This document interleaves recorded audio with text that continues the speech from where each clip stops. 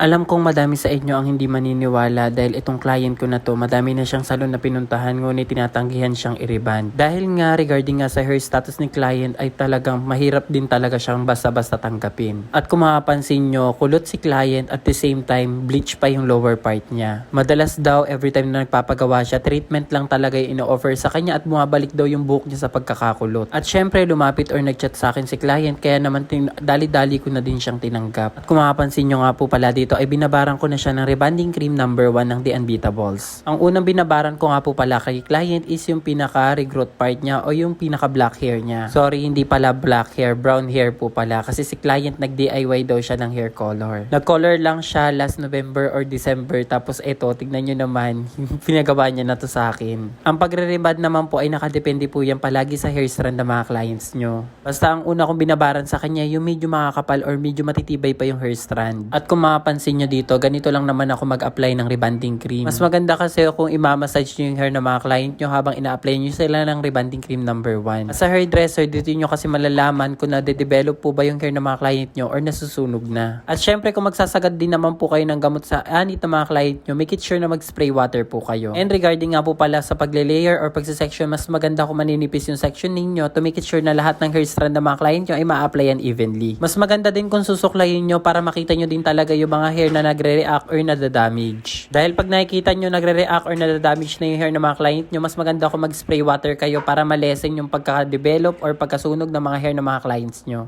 Kasi ako, every time na nagre-reband ako, pinapakiramdaman ko talaga yung hair strand ko nasusunog na ba or naluluto na ng maayos. Kasi pag nakita nyo nag-elastic, mararamdaman nyo naman yan na parang goma or rubberized, ay mag-spray water lang kayo ng bonggang-bongga kasi malilesen naman yung pagra-rubberize ng hair. Since bleach hair or dry hair ang hair status ni client, kaya malalang alalay talaga ang kailangan dito. Yung tipong kailangan nyo talagang bantayan or alalayin yung hair nila na magre-react. At syempre, habang binababa ko nga po pala yung gamot sa hair ni client, ay nakikita ko na din talaga nag-straighten or nagpa-flatten na yung hair niya during application pa lang. The moment na nakakita kayo ng ganyan or nag-straighten or nagpa-flatten na yung hair ng mga client nyo, ibabad nyo lang yan ng 30 minutes to 40 minutes ay maaari nyo na din pong banlawan. Basta ako sa pagre-reband, especially kung kulot yung hair ng mga client namin, as long as nakababad ay hihintayin ko talaga mag-flatten or mag-straighten. Just in case na hindi mag-flat or mag-straighten ay maaari ako mag-re-application. Kaya naman nag-timelapse na lang ako para mas mabilis ang re-application ko dito. Basta lagi lang ako nag-spray water after ko siyang ma-re-application at the same time pag na-flatten ko talaga yung hair. Mas maganda kasi kung mag-spray water kayo para malesen yung pagkasunog or pagka-damage ng hair ng mga client nyo, especially pag bleach hair. At kung magsasagad man po kayo ng gamot sa anit ng mga client nyo, make it sure na sprayan nyo yung anit nila. Nang sa ganun ay maiwasan natin yung pagkakalbo or paglalagas ng buhok. Again, sa pagbababad ng gamot, usually umabot kami ng 2 to 3 hours but depende po iyan sa hair strand ng mga clients namin. Pag damage hair or dry hair ay usually within 1 hour lang po ay natatapos na namin. At dito nga kung mapapansin nyo, binabarang ko na hanggang sagad sa anit ni client at kung mapapansin nyo, basang-basa especially yung lower part niya para hindi ganun mangarag. Kaya naman after ko siya mababad ng more than 2 hours, nag-proceed na ako sa pagbanlaw at ito nga makikita nyo ay binoblow dry ko yung hair ni client.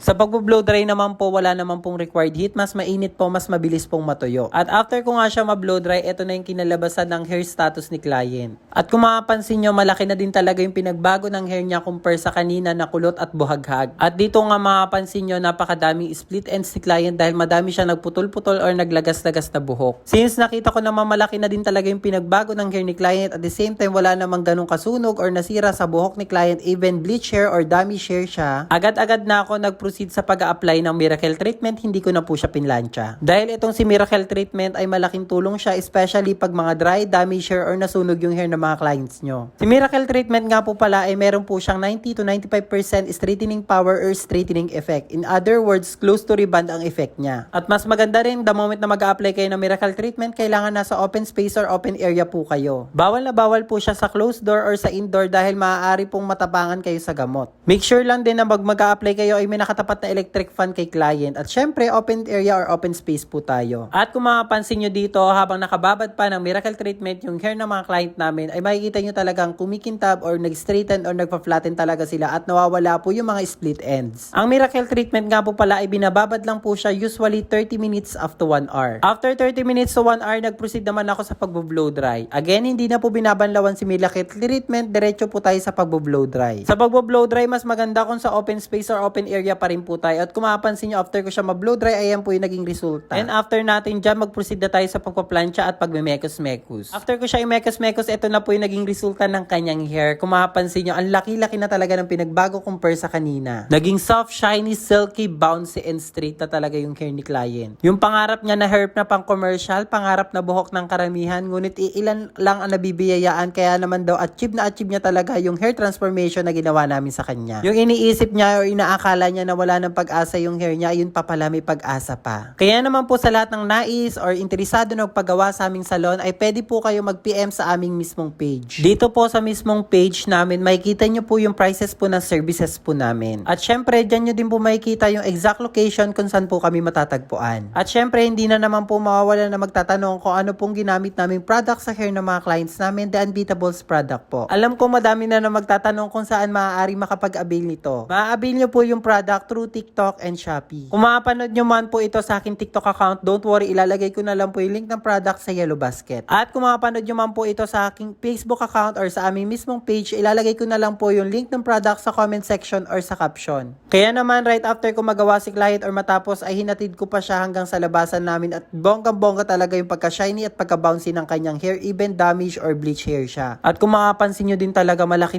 na talaga yung pinagbago ng kanyang hair at super satisfied talaga si client. At dito nga makikita nyo yung before niya, tapos yung after niya, malaki talaga yung pinagbago. Ganyang klaseng buhok ay magkakaroon pa pala ng pag-asa, even bleach hair or dry hair siya. Yung tipong akala nyo noon na wala ng pag-asang mariban yung buhok niya, ngayon tinupad na namin. Kaya naman kung na-inspired ka or natuwa ka sa sample hair tutorial video namin or hair transformation namin, huwag mo naman kalimutan na kung i-follow at syempre share mo na din yung video to. Thank you so much!